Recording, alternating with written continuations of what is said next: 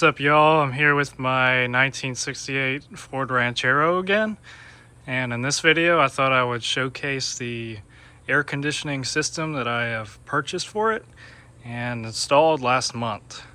So before I get started and show y'all all the installation in the hood and engine, let's go ahead and go inside and take a look at the underdash unit. Okay, here I am. I'm inside of the old Ranchero here. I made another video showcasing the whole car and the interior in the past, but here is the AC unit that I've installed.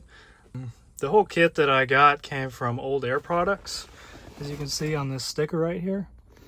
The kit that I got for it is it's called the CAP-200. This is the unit that comes with it. It's the 200 series style. It's kind of a square design. It's got the chrome trim around it, which I thought kind of matched pretty good with the interior of the car and everything. But yeah, it's got two big vents on it. It's something like 260 CFM, I believe, with the airflow. And then it's got two switches on it. One's for the fan speed. It's got 3 speeds. And then temperature control right here. This one kind of controls the overall amount of cool air coming out. So if you turn it all the way to the right, that's the maximum cooling effect. And then if you turn it to the left, it kind of shuts the compressor off more, so it's not quite as much cool air coming out. But yeah, that's the under dash unit. It's about 16.5 inches wide, which fit pretty good underneath this dash here. The only problem that I did have was my under dash gauges that were on the other side, but all I had to do was just move everything to the left side to make room for this AC unit. But yeah, let me show you all the refrigerant lines on the back of it. It's pretty it's not too noticeable. I mean, you do see it a little bit underneath the dash if you really look, but yeah, there's 2 different size hoses. This is the 6 line, number 6, and then this is the big number 10, and then they just connect over here. That's the expansion valve that came with the kit, and then it's got like a little copper temperature probe thing that it basically attaches to this line right here to sense its temperature. This kind of regulates the refrigerant flow in the system. But yeah, that's the lines underneath the dash. All these connections here, these fittings, I crimped on using a crimp tool, which I'll show in this video later on. And then yeah, you just crimp them tight, and then yeah, that's the whole connection. So as far as where it came through, I don't think y'all can see it, it's too dark, but it's basically above the heater box. There's like a little open area up there that we drilled out 2 holes, and then they both come through with grommets. So yeah. Yep, those are the lines. So here's the electrical over here.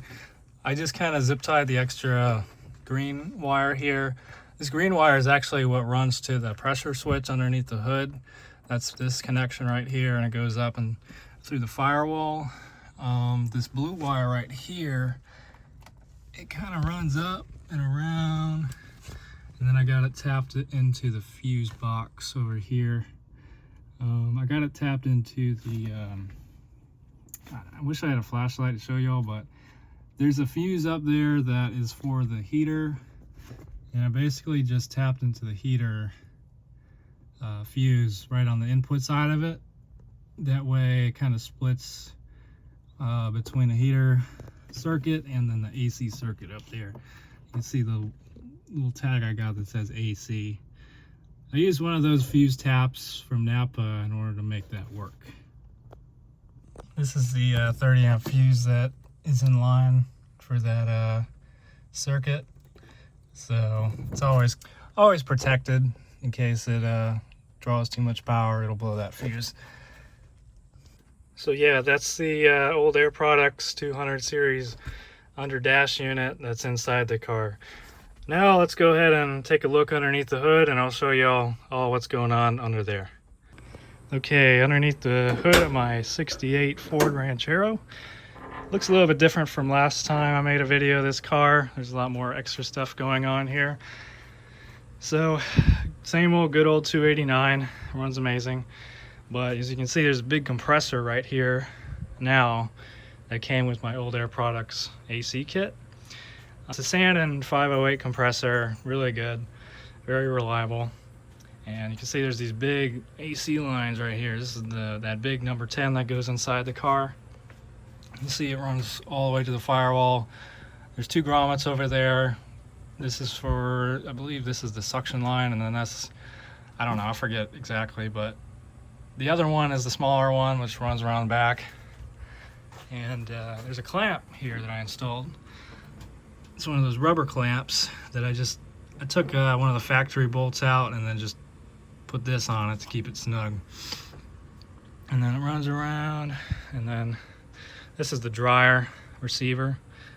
It's got a little sight glass in it, so you can see the Freon flowing through it.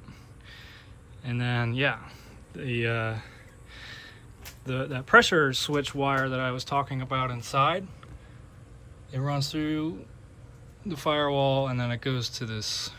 It's called a binary pressure switch. This is a very important component in this system that protects in case of overpressure or low pressure, really, both. But yeah, this is basically what controls the clutch that's on the compressor. But yeah, the refrigerant lines, I got them routed pretty neat here. I try to make it look as good as possible. From the dryer, there's a line that goes to the condenser over here. This condenser here is a custom fit installation. Nothing about this was for a Ford Fairlane or a Ford Ranchero. I just kind of had to make it work on this car. But this is the condenser. It's like 18 inches by 16 inches, which fit really good in front of the radiator. And then this kit did come with brackets, but I purchased these extra with the kit because I had a feeling that these would have worked better, which they actually did in the end. All I had to do is just drill a couple holes for each screw here, and then it just, there's a nut on the other side. I tried to follow where the radiator holes were as close as possible. It ain't perfect, but it's pretty good. So yeah, that's the condenser insulation. As you can see, it ain't really touching anything. I mean, this is on a little bit, but it's not a big deal.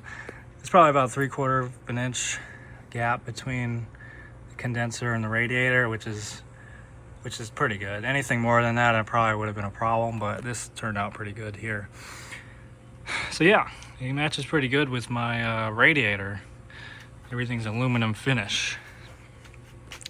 And then as far as these AC lines here, there's one that runs through this hole right there, you can see.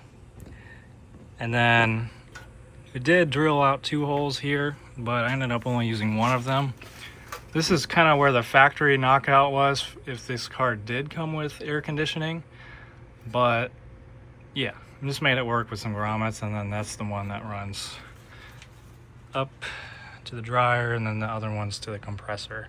And then that's the whole cycle for the hoses. As far as like the belt installation goes, originally I had one big belt running around everything, but I couldn't do that with a compressor. So I just got this belt here. It runs around those 4.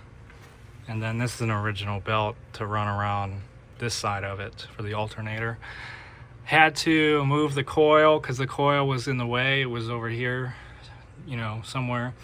So basically used the oil pressure oil checking dipstick bolt to mount the coil over here.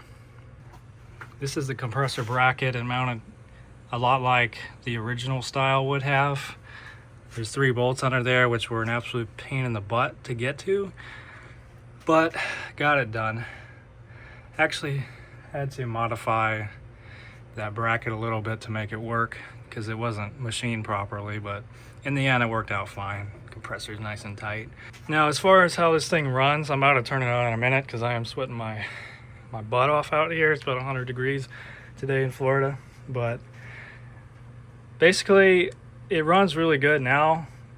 At one point we did have way too much Freon in it, so the compressor was acting really strange. I was driving this car on the highway and this thing was cycling like crazy. It was turning on and off about every second, and I didn't want to fry this clutch. So basically I had to lower the refrigerant amount a little bit. I believe it's at about like 34, 36 ounces now, something like that. But yeah, it seems to be running fine now. I know for damn sure that this pressure switch was doing what it was supposed to, and it shut it off when the pressures got too high. Now let's go ahead and crank this thing up. I want to cool down because I'm really hot. So let's check out how it works. I actually got the carpet pulled back right now because I was driving this thing in the rain and there was a lot of water that was coming down through underneath the dash. That's something else that I gotta fix. But anyway, I got the old key here. If y'all can see it. Family of fine cars. Doesn't want to focus too good. But I'm gonna go ahead and start up the car, get the AC cranking, and I'm gonna cool down a little bit. So here we go. Ford Ranchero AC.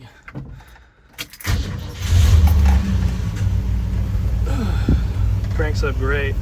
Now all you gotta do to turn it on really is you turn the switch on and you can hear the AC compressor kick on immediately. Oh, that's ice cold air coming out. I love it. In fact, I can close the door here. Oh yeah, that feels amazing after being in the heat. So you turn it on all the way if you want maximum airflow. Yeah, there you go, that's it. Cool down quick in this car, that's for sure. So here we are underneath the hood of my Ford Ranchero, and you can see the compressor's working amazing right now. This line's really cold. That one's hot. That's what you want to feel. Whenever it's really humid out, this starts to sweat a lot. That's how you know it's working.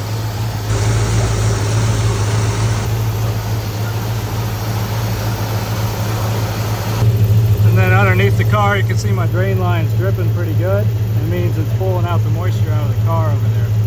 See it? It's peeing pretty good. I'll turn that down a little bit. This thing cools down the inside of my Ford Ranchero very well. I'm definitely impressed with the Old Air Products kit that I bought.